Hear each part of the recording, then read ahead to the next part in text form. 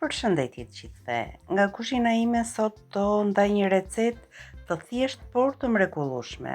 Është një tavë me pul, makarona dhe erza. Gatuhet shpejt dhe ka një shije që të kënaq. Filloj me përgatitjen e pulës. Këtu kam një pul të cilën e kam ndarë në 2 pjesë. E vendosim në një tenxhere ose tavë.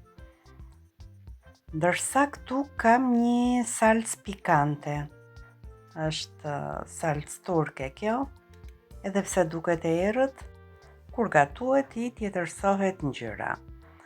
Shtuam diku tek një lug me salcë pikante, vaj ulliri bollshëm, shtojmë pak krip, pak piper të zi, të gjitha së bashku I përziejmë, dhe me masën e përgatitur do lyejmë pulën në të gjitha anët.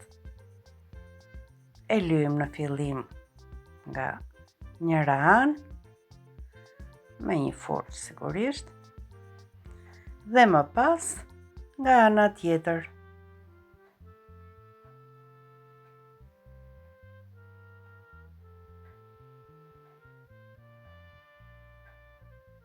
Mund ta bëni pulën edhe në pjesë të vogla.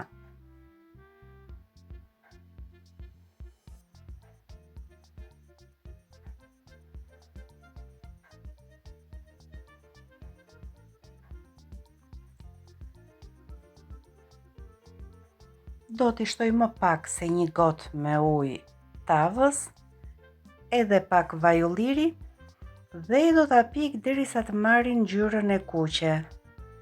Në fillim do e pjek për 15 minuta me kapak dhe më pas do e largoj kapakun. Zbutet pula në këtë mënyrë. Nëse nuk keni tavë me kapak, atëherë mund ta mbuloni me letër furre. Dhe ja si duket pula e pjekur.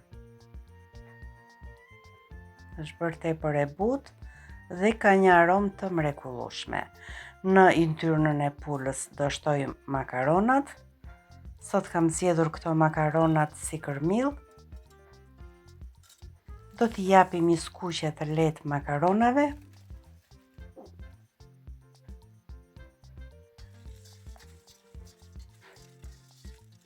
Do marrin shijen e yntyrnës së pulës makaronat.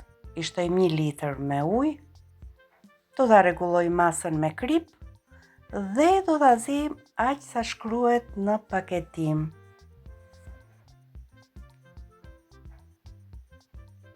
Makaronat e mia për 10 minuta janë gati. Diku tek një lug çaji me krip I shtova unë. Nuk do ta ngarkoj me erza të tjera. Natyrisht që ercat janë opsionale. Fare mirë këtë recetë mund ta përgatisni edhe me gjalp. Shumë pak krip I shtova. I lëm të ziejnë për 10 minuta. Dhe më pas makaronat I kemi gati. I vendosim pulën sipër, duke I lënë që të bashkohen shijet. Do t'i lëm të pushojnë për 10 minuta, është kohë e mjaftueshme kjo, dhe më pas mund ta konsumojmë pa e futur fare në furrë. I vendosim kapakun dhe për 10 minuta e kemi gati për ta konsumuar. Receta u realizua shumë shpejt, sigurisht do gatim do dashuri. Provojeni dhe ndajeni me të dashurit tuaj. Jam e sigurt që do t'ju pëlqejë. Të dashur miq, kjo ishte edhe receta e ditës së sotme. Ju falenderoj që më ndiqni.